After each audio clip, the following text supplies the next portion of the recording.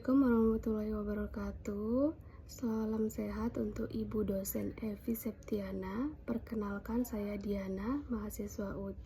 Di sini saya akan mempresentasikan tugas 1 Pancasila yang berjudul Belajar dari Sejarah Pancasila bagi Generasi Muda.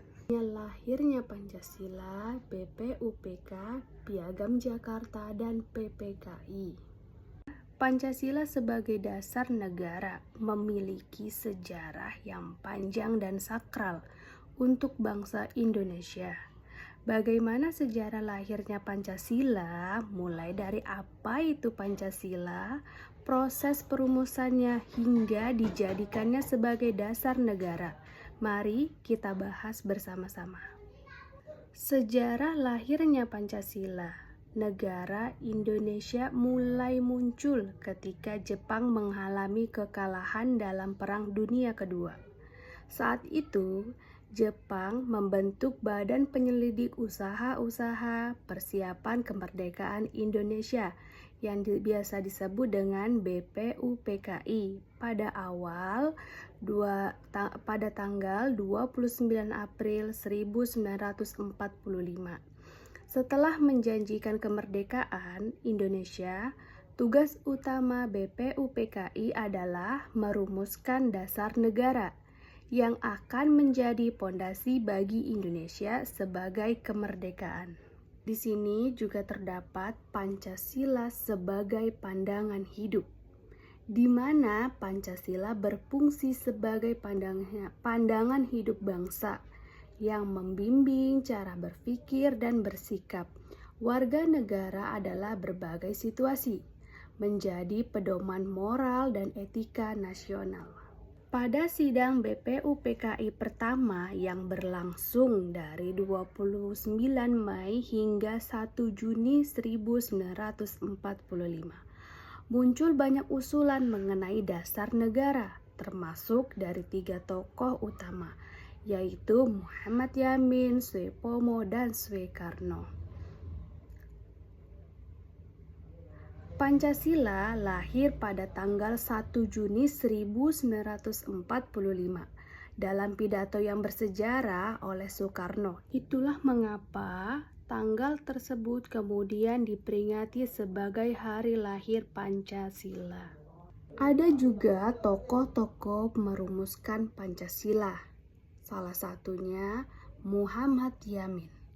Pada sidang BPUPKI tanggal 29 Mei 1945, Muhammad Yamin mengusulkan 5 dasar negara dalam pidatonya yang dikenal sebagai Rumusan Yamin. Usulan Muhyamin sebagai berikut. Terdapat kebangsaan, kemanusiaan, ketuhanan, kerakyatan, dan kesejahteraan rakyat. Sedangkan untuk perumusan kedua, yaitu Bapak Soepomo, sebagai salah satu anggota BPUPKI, juga memberikan pandangannya tentang dasar negara. Dalam pidatonya pada tanggal 31 Mei 1945, ia lebih menekankan konsep negara integralitis di mana negara dan rakyat merupakan satu kesatuan yang tak terpisahkan. Rumusan Pancasila versi Soepomo kurang eksplisit dibanding Soekarno dan Yamin. Tetapi ide-idenya berkisar pada prinsip pembersatuan, kekeluargaan, kebudayaan, keadilan sosial, dan ketuhanan. Perumus ketiga adalah Bapak Soekarno. Pada 1 Juni 1945, Soekarno menyampaikan pidato yang memperkenalkan 5 prinsip dasar yang ia beri nama Pancasila. 5 prinsip tersebut adalah 1. Kebangsaan Indonesia, internasional atau perikemanusiaan, mufakat atau demokrasi, serta sejahtera sosial dan ketuhanan yang berkebudayaan. Selain menjadi dasar negara, Pancasila juga berperan sebagai ideologi dan pandangan hidup yang mengarahkan masyarakat dalam berperilaku. Selain itu, Pancasila juga berfungsi sebagai alat pemersatu bangsa, membantu menciptakan norma dan nilai yang mendukung kerukunan di tengah perbedaan yang ada. BPUPKI adalah mempelajari dan menyelidiki hal-hal yang berkaitan dengan aspek-aspek politik, ekonomi, atur pemerintahan, dan hal-hal yang diperlukan dalam usaha pembentukan negara Indonesia merdeka. Sementara yang ditunjuk menjadi ketua BPUPKI adalah Dr. Kanjeng Raden Tumenggung atau biasa disebut dengan KRT. Radjiman Widyodiningrat dan wakil ketuanya ialah Ichibangase Yoshio dari pihak Jepang dan Raden Panji Sweroso dari pihak Indonesia. BPUPKI beranggotakan 67 orang yang terdiri dari 60 orang Indonesia dan 7 orang Jepang. Baik, selanjutnya di sini kita lanjut ke tahap Piagam Jakarta. Piagam Jakarta adalah salah satu peristiwa penting di mana ada perubahan sila pertama. Piagam Jakarta pada sidang PPKI tanggal 18 Agustus 1945. Terjadi perubahan pada sila pertama, Pancasila dari ketuhanan dengan kewajiban menjalankan syariat Islam bagi pemeluk-pemeluknya kini menjadi ketuhanan yang Maha Esa. Perubahan ini dilakukan demi persatuan bangsa Indonesia yang terdiri dari berbagai agama dan kepercayaan. Nilai Pancasila sendiri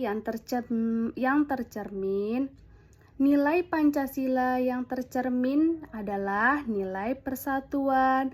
Perubahan sila pertama menunjukkan semangat persatuan dan toleransi, mengutamakan kepentingan bangsa di atas golongan atau agama tertentu, di mana nilai musyawarah dan demokrasi keputusan diambil melalui musyawarah dan mufakat oleh para tokoh bangsa.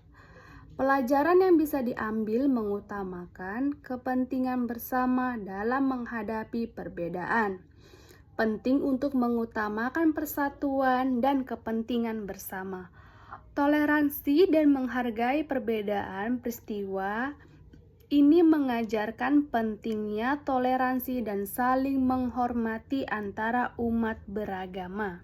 Dan untuk relevansi nilai Pancasila pada generasi saat ini adalah nilai persatuan dan toleransi sangat relevan untuk generasi sekarang, terutama dalam menghadapi tantangan keberagaman di era globalisasi. Generasi muda dapat belajar untuk menghargai perbedaan, menjaga persatuan dan menyelesaikan masalah melalui musyawarah, sebagaimana dicontohkan para pendiri bangsa dalam proses lahirnya Pancasila. Itulah akhir dari presentasi saya yang bisa dikutip dalam proses lahirnya Pancasila, di mana terdapat BPUPKI, Piagam Jakarta, dan PPPKI. Baik, ini adalah hasil presentasi saya yang saya dapat menggunakan ide dan referensi saya sendiri. Untuk Ibu Epi Septiana, saya ucapkan terima kasih banyak Ibu.